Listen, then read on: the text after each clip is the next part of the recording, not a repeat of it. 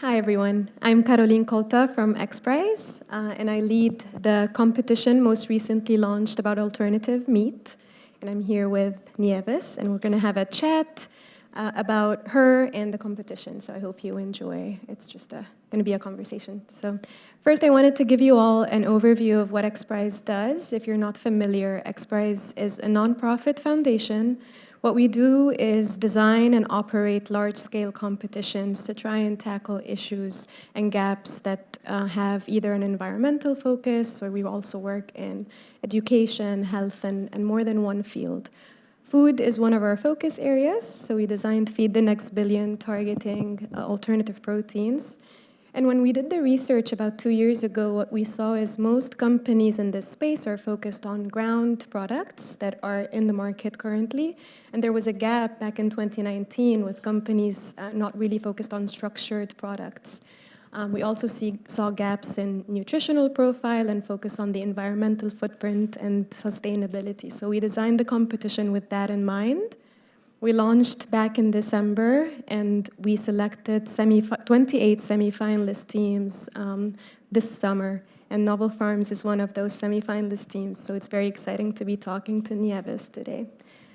Nieves, please introduce yourself, tell us a little bit about your team and how you kind of learned about XPRIZE and what encouraged you to apply. Hello, everybody. My name is Nieves Martínez Marshall, and I am the CEO of Novel Farms. A company that my co-founder Michelle here in the audience and I founded right in the midst of the pandemic, right in the lockdown, to focus exclusively on producing whole cuts of cell-based meat. The same thing as XPRIZE noticed in 2019. My co-founder and I noticed last year, thinking, okay, this cellular agriculture industry, I'm seeing burgers, I'm seeing sausages, and why there are no, pork tenderloin or beef steaks. There are a few out there, but not that many, right? Why all the companies choose to do this and not the other one? And both my co-founder and I, we are molecular biologists by training. We actually we spent the majority of our lives doing basic research in academia here right across the bay at UC Berkeley. And when we found out, I was working on producing vegan collagen at a startup, and it's when I realized, okay, to make meat, you really need to mimic how muscle is formed in the animal body, right? So basically, collagen is the main component of the connective tissue of animals. And for us, because we see everything as molecules, I see you as molecules, collagen is an extremely complicated molecule to produce and purify. So we started thinking, how can we start talking about the industry. I mean, not at that moment, not thinking about starting a company actually, but just purely from the, scientific point of view. It's like, how do we solve this, or how are they gonna do it? and we start talking and we realize that, we have different skill sets, and we kind of started talking and came out with an idea. And we were like, wait a minute, maybe this works. So that was this eureka moment, right? And then, we were able to, raise some money and test it in the lab. And we were like, woo. And then we found out about XPRIZE, said, okay, this is the competition for us. So that's how it happened. Great. And one of the things we focus on in designing a prize is we don't really think of a solution. We just want to see what companies or startups can come up with, and we were very surprised to see multiple approaches apply for this competition, trying to tackle structure in very unique ways. And I'd love to hear from you about how Novel Farms is approaching structure specifically and what you're seeing from other companies in the competition as well. Yeah, that's actually it's super exciting to see all the other companies, different approaches, and the end goal is producing the same product, right? So that's how it's very important to bring scientists from all over the world, and not only companies with a lot of funding, but also scientists from different universities and just just brainstorm of a solution. So basically, for instance, we are very big fans of, air protein, Lisa Dyson, right? Like how she uses microbes and air to produce protein. Then there are other companies like the one from Professor Andrew Pelling, Whiteboard Foods, who uses cellulose as the base of the scaffolding material, right? And then there are other companies that are focused on different assembly methods of the materials to produce these scaffolds, like electrospoon nanotechnologies like Boston Meats. So Novel Farms, what we are, perhaps because of our background, we are inspired by Mother Nature, and we really want to mimic the process as it happens in the body, because our knowledge comes from within the cells, how in the molecules, right? So basically, what we are working on is producing the meat in situ, like basically seeding the scaffolding and getting the cells to form muscle fiber and exercise and really get dense, like really create muscle. So yeah, and also in the competition, one thing I want to mention is we're only focused on chicken and fish alternatives. So we're not allowing beef and other products in the market to be eligible for the competition. And I wonder how you would approach these different cuts, especially between chicken and fish, and maybe other products that you're thinking of producing in the future. Yeah, that's a very good question, because it's not only saying, okay, we're making a structured product. The question is like, what's the difference between a brisket and a pork tenderloin and fish? For instance, fish is extremely challenging because you have to get this flakiness. This is completely different from beef, right? So again, coming down to the molecular level is like, for instance, what makes meat tender? Like, again, like in the connective tissue, we have collagen, but we also have like dozens of other proteins, and each of them have a different function, right? So, yeah, that will be a process of really fine-tuning the scaffolding, like where the cells bind, to really come up with, the different textures.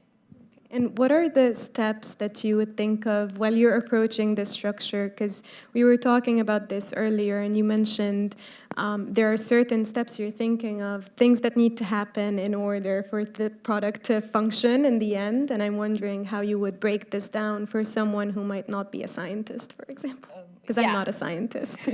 I love to explain the process, because so first of all, here, everybody is hearing about scaffolding. Okay, more or less, we get the concept is, a structure where the cells bind. In particular, muscle cells need to adhere to a surface. If not, they actually commit suicide. They really, they really do. They feel really sad, and they're just like, have no purpose in living. So once we achieve attachment of the muscle cells into the scaffolding, there are many more things that need to happen to form muscle. One of them is we need to make the muscle cells fuse together. So we have to tell them to do that. And then we also need to align them. Like they need to form a specific, lines and get really shrink together and really make a dense product. So those are things that scaffolding is just the beginning. You really need to exercise the muscle the same way you go to the gym, and to get a bicep, really really strong. We need to do that in situ, and for that we need a bioreactor vessel that has not been designed before. Right. Yeah. So how do you begin to design one? Because yesterday we were having this discussion on stage, and folks were talking about what needs to happen in the bioreactor world for scalability to happen. But it seems like you need a different bioreactor just to produce the prototype, to make a proof of product. So how are you approaching that? Yeah, so funny enough, we're both scientists, but we started thinking about the concept of the design, and we realized that we need to tell the engineers what happens at the molecular level, right? So because engineers are very great at producing the bioreactor vessels, etc., but we really need to translate all the things we need to happen in there. So it's going to be a process to really build the bioreactor from the ground up. So my co-founder here, she designed the bioreactor vessel, 3D printed, and we have a little prototype, and it works. So now, like next year, once we close our seed round, we invite all the mechanical engineers who are really excited about making this prototype in a, like scaling up this prototype. We invite them to join us. And it seems like, so from what I've seen, just being new to the industry in 2019 and learning more and not being a scientist, at some point you would think, oh, it's being done, you don't really need new players in this space, but you're a new company and you're still approaching new problems. And as you said, there are so many approaches. So what would you say for folks that think this is already happening? Because it really isn't, and there's still a long way to go, and there's room for new companies in this space. So, yeah, totally. As I said, I'm going to make a parallel to perhaps cancer research. People say, when scientists are going to cure cancer. Well, cancer, it's something that it has very different sources of, it happens because of different things. Meat is the same. It's like there's so many things that make meat the way it is. So we need like all the different skill sets. So I would encourage, everyone to could really, come into STEM and then and approach this problem. yeah.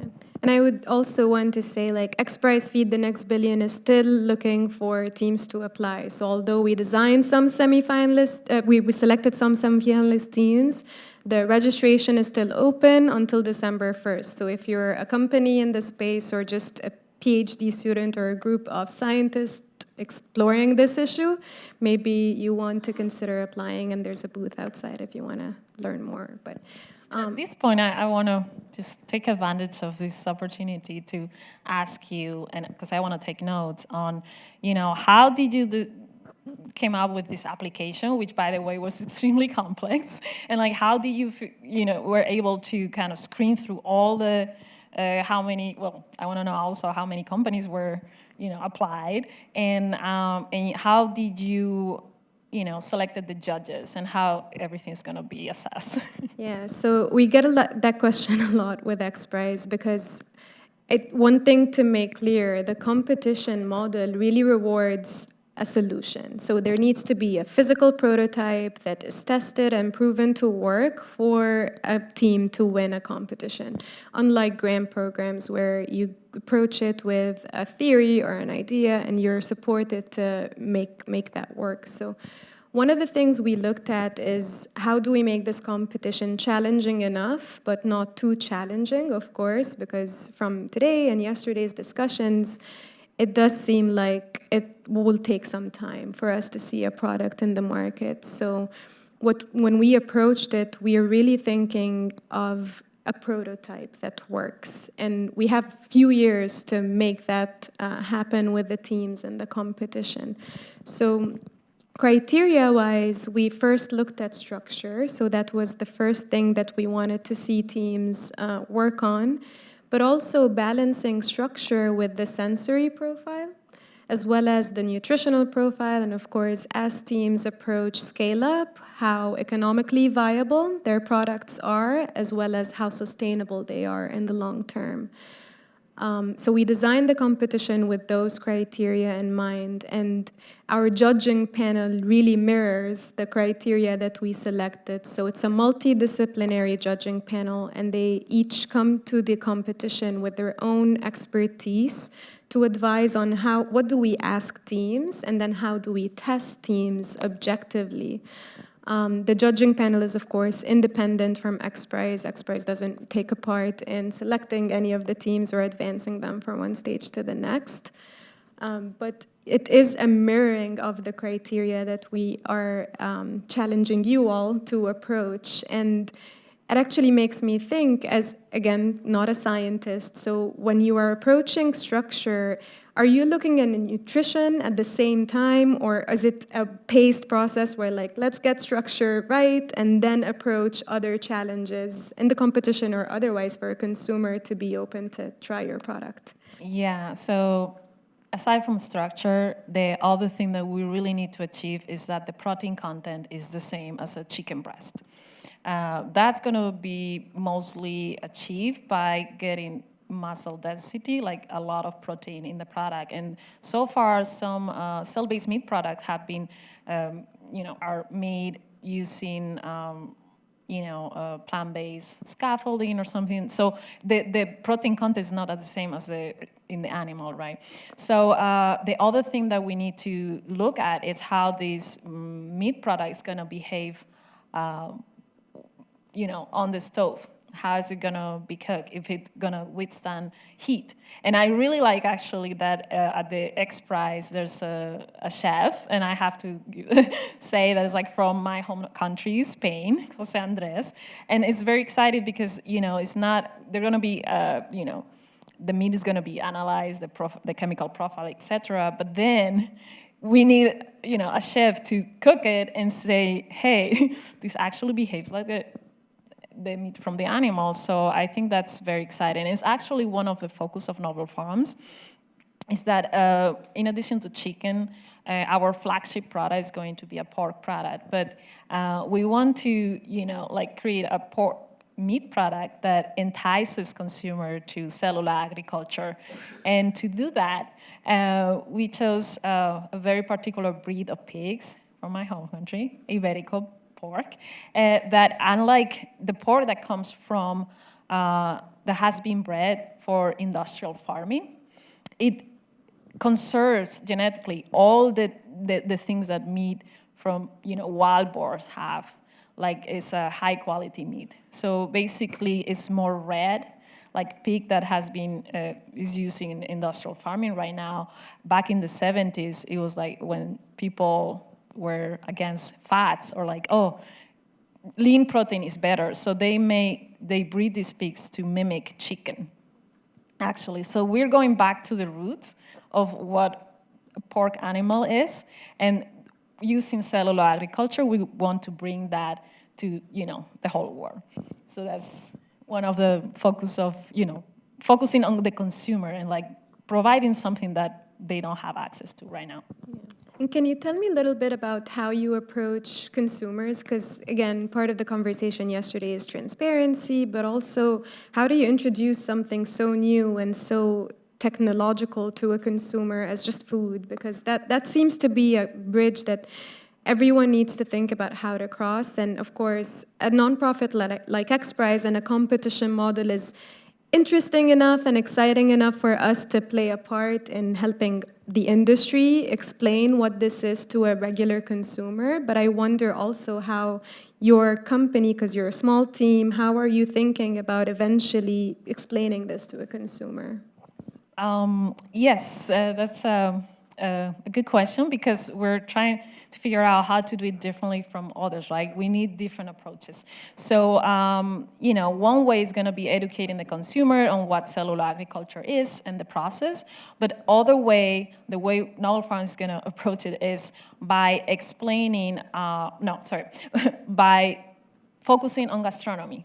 Like, we kind of want to bring culinary excellence into the cell ag by focusing exclusively on these gourmet, type of meats, and in a way offering a product that is actually, it's not just as meat. It's actually like a higher level. It's actually a delicacy that now you have access to, right? So we will focus all our energy in really, bringing the culinary aspect into our brand. And that was key for us too, actually, when we were designing this. Is phase one of the competition, the semi-finalist stage, which you're in now, we give teams a lot of ownership over how they cook their product, because they'll be in charge of preparing it for the judging panel, who will do a taste test next year. But in the final stage, what we do to all of you to make it more difficult and challenge you a little bit more is we take that ownership away. We actually hand over the product to a chef or a group of chefs that will test the product for how it operates and how it performs while it's being cooked. So it's not just, the teams or the companies in this sector cooking it up and making it for consumers. It's actually, the idea is to eventually have consumers cook the product themselves, which I think is something most companies are still kind of guarding at this stage. I don't know if you have thoughts about when you think that will be the case where consumers are interacting with these products one-on-one. Whoa, that's a question of scalability, right? When are we going to be able to have enough material to provide to consumers? We, as one of the youngest companies in the space, we still have a little bit of time. But what I'm looking forward is to next year to have like upside foods and wild type products in the market. So we will learn from that experience as well. And yeah. And that's what we like to see in the competition as well. We usually see teams merging or learning from each other and actually offering some support to each other during the competition, which I think this industry is really hungry for, is that collaboration. And I overheard collaboration in the previous session as well. It was something that the industry is really looking forward to. So one of the things too is we're looking at next year, and I think everyone in their own kind of work is approaching 2022 with their own objectives. Of course, there will be a big testing event. Look out for the announcements on that for XPRIZE to test all the semi-finalist teams towards the same time next year. And I wonder what you're looking forward to at Novel Farms for next year as well. As a new company and a young company in this space, what are your priorities? Yes, so basically, closing our seed round is one of them, growing the team, and preparing this tasting event for our own product. And as part of our, product portfolio, once we obtain the Iberico fresh pork prototype, there's another aspect that is like this dry cure version of it, which is actually one of the most luxurious, cure meats in the world. So one thing that we're excited about is moving from structure to flavor. So basically the meat, actually the flavor of meat, it also depends on what the animals eat. Like this type of pork, they eat acorns, is full of antioxidants, right? So one aspect that we're going to start looking at is how do we create a media to fill the cells to mimic what the animals eat in the fields. So that's one of the things that we're also very excited about. Yeah, and speaking of media, one thing I didn't mention, the XPRIZE Feed the Next Billion is a $15 million prize, and it's not all awarded at the same time. We offer seed funding for the teams, so as you advance as a team from one stage to the next, you receive some award money along the way, and 2 of the $15 million are set aside for the development of a growth media that doesn't rely on an animal origin reference. So that'll be eligible for any team in the competition, like Novel Farms, who's approaching this with a cell-based approach. So I don't know if you're interested in that milestone. We didn't really talk about it, but it's one thing to note that it's also an area where XPRIZE is really focused on. Yeah, and I kind of would like to invite people to ask questions at this time, because, just the two of us here, we want to encourage you to ask questions. Yeah, I believe there's a mic over there. If you have any questions about XPRIZE or Novel Farms, please come over.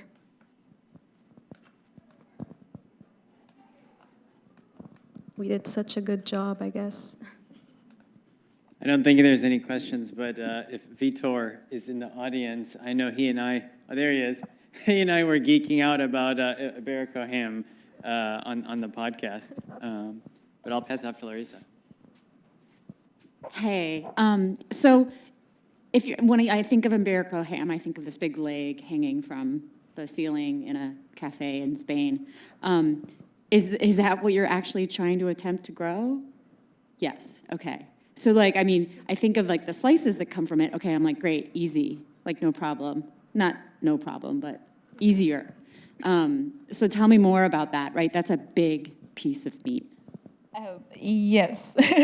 So, well, what I can tell you is that, first of all, my co-founder and I, we actually fly into Spain right tomorrow to visit a dry curing house in which, this meat is, they put these big legs in salt, and those stay in this very controlled environment, like the air and the humidity has to be highly controlled.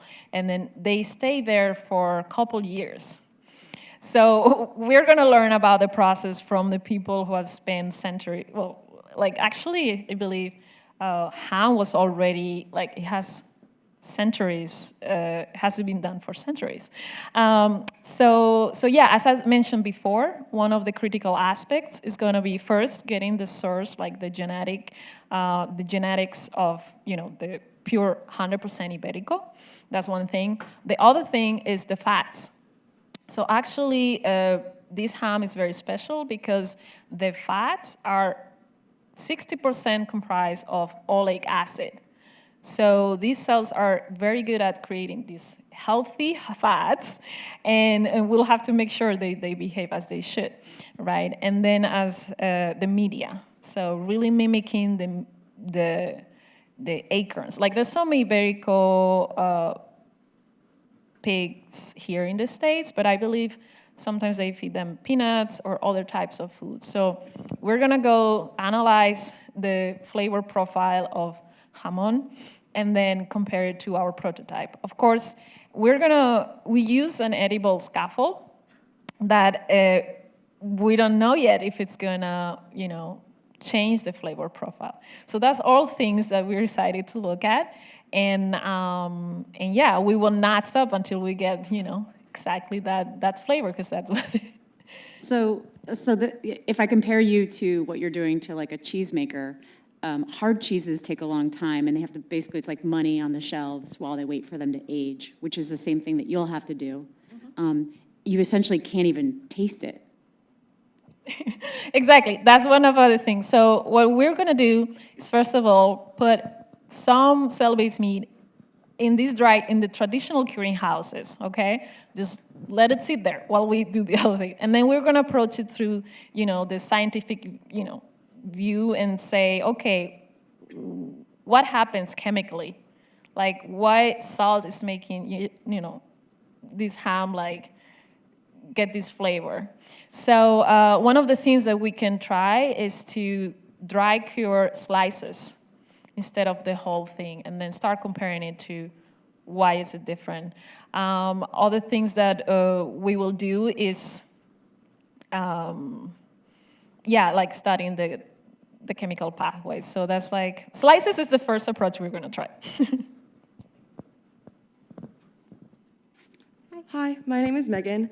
Iberico is considered a luxury product. While the high price point means that it might be easier to reach cost parity with conventionally produced ham, could you comment on how accessible Novel Farms sees its product? And do you see your product as a luxury product to be sold at a high price point? Yes, definitely. So, as I said, I guess the, go-to-market strategy is definitely gonna be putting our product and having it taste just as Iberico ham. So within Iberico, there are different grades. There's Iberico is 100% Iberico, there's others 50% Iberico, then it's whether they've fed them acorns or not. So all these are stages. So it's like wine. Wine can cost $5 or it can be thousands of dollars. So it's kind of the same process. And yeah, so we aim actually to launch at price parity with Iberico. And the key is gonna be really nailing down the flavor.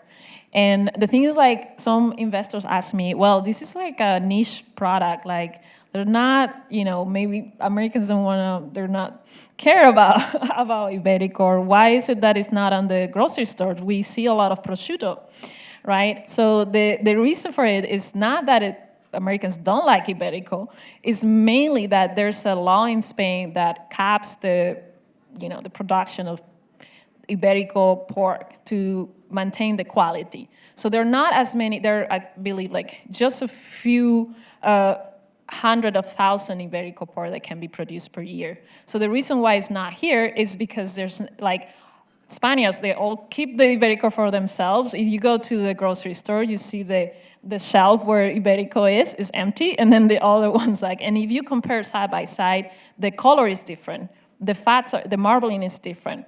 So I'm confident that once we nail down the flavor and the texture, we will be able to launch a price parity. And we have time for one more question. Hi, everyone. Vitor Santo from Eat Just Good Meat. First of all, thank you for the great panel. And I have two questions. One of them regarding the competition, because you have a group of companies that, or teams that are doing plant-based or cell-based.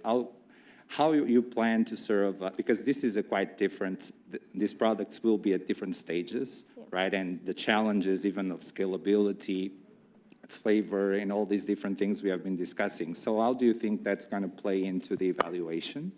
And maybe you can comment, I might know the answer for this, but maybe you can comment a little bit on why you guys decided to focus on chicken and fish rather than beef and pork, for instance. And by the way, when you guys have a sample of the Iberico, I would love to try it. Looking forward for that. Thanks, Peter. So I'll get to your second question first. Why chicken and fish and not other products? And it kind of goes with the name of the competition and the discussion we were just having about some products being more expensive or more out of reach for a lot of consumers versus other products. We're a nonprofit organization. We're looking at what consumers globally are looking for, and when you look at the research there, it's chicken products mostly and fish as well. One of the reasons we also thought of avoiding things like beef is there was so many companies focused on beef when we started in 2019 to design the competition, and very few companies were really looking at chicken or fish. And that makes sense from a commercial sense. You're putting so much work and investment into the work, and you want a product that will have a good return. And the role of a nonprofit like XPRIZE is to shift the attention a little bit towards what consumers all over the world are really looking for. And that's also part of the reason why we focused on structured. I'm not from the US, I'm from Egypt originally, and we don't eat a lot of burgers, we don't eat a lot of sausage. We look for a conventional chicken breast, and we cook that at home to eat. So that is part of the reason why we focused on chicken and fish. For your first question about evaluating different approaches, and we kind of touched on how many different approaches are in the competition, we really are solution agnostic. That's how we like to say it at XPRIZE, and we expect approaches in any competition to be very different. And the idea is to compare all these different approaches the exact same way. So that's the test, is whatever approach you select, this is the criteria that you have to try and meet, and then we compare these companies to each other kind of at a level playing field, which of course, when you look at the criteria, some areas are probably more challenging for plant-based meat, and then other areas are more challenging on the cell-based side. So at the end of the day, it's challenging for both approaches, and we'll see how teams compare when we do the testing next year. Thanks for the questions. Looks like we're at time. Yes, thank you very much. Thank you so much. Thanks everyone for your attention and participation. Thank you very much. Thank you.